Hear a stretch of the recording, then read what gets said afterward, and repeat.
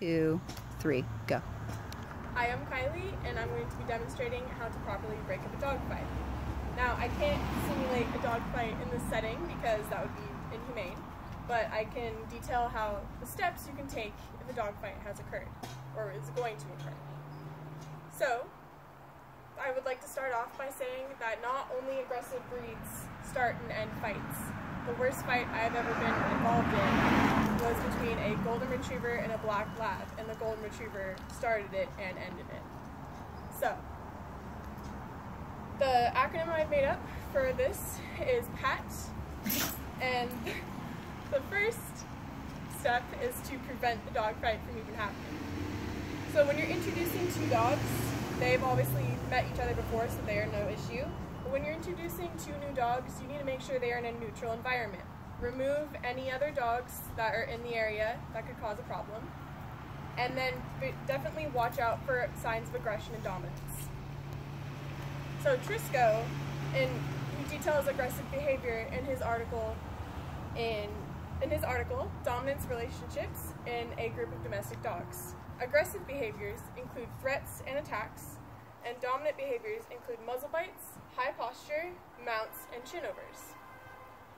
So when looking at aggressive behavior, it would be looking for threats, which would look like if his hairs were standing up on the back of on his back, that is called his hackles, and that is aggressive behavior. If she is lip curling, that is also an aggressive behavior. A dominant behavior were to be if he would mount her to show that he is top dog. That is when most fights occur. Most fights occur out of dominance. 9 out of 10 times when a dog humps another dog, the dog that is being humped will therefore attack that dog. So after assessment has been made, after trying to prevent the fight, and if you're unable to prevent the fight, the next step would be to assess the situation once the fight has occurred.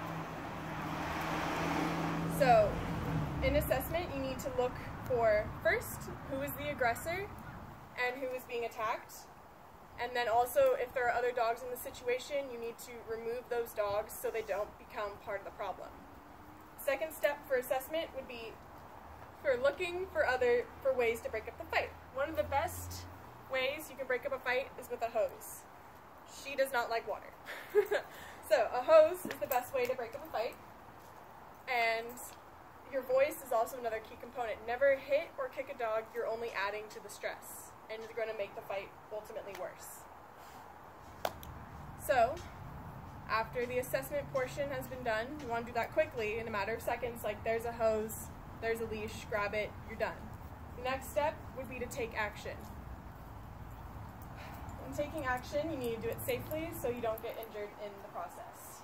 There are two ways to properly grab a dog when they're in combat, when they're fighting.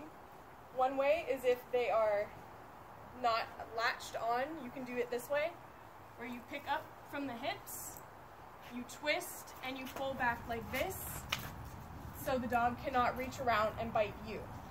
I've seen a lot of people grab and pull just straight back, and they get bit because the dog can turn on them. So, the second way is if the dog is actually latched on to the other dog, and if you pull, you'll rip the other dog's neck through. This way, you have two people, and one person grabs the front dog, one person grabs this dog, and you lift up straight. This way, they will let go because they are no longer in control. You have taken control of this dog completely. So, after you've broken up the fight, it's very important to check yourself for injuries and to check the dog. So, the last quote I have, Matthias writes in his article in Zoonosis and Public Health, data from 2008, shows that 316,000 people in the U.S. went to the hospital for non-fatal dog-related injuries. So, a lot of people get bit by dogs every year. It is important that you not become one of them. So, if you have a dog and your dog gets into a fight, I hope that this has helped you learn a little bit about how to stop it and what to do before and after. Thank you. Any questions? Marcus. Have you ever been injured trying to break up a fight? Have I ever been injured trying to break up a fight? Yeah.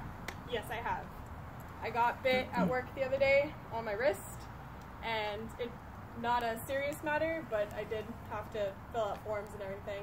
But yeah, it's just part of the job. Anybody else? Nope. All right, thank you. Yay!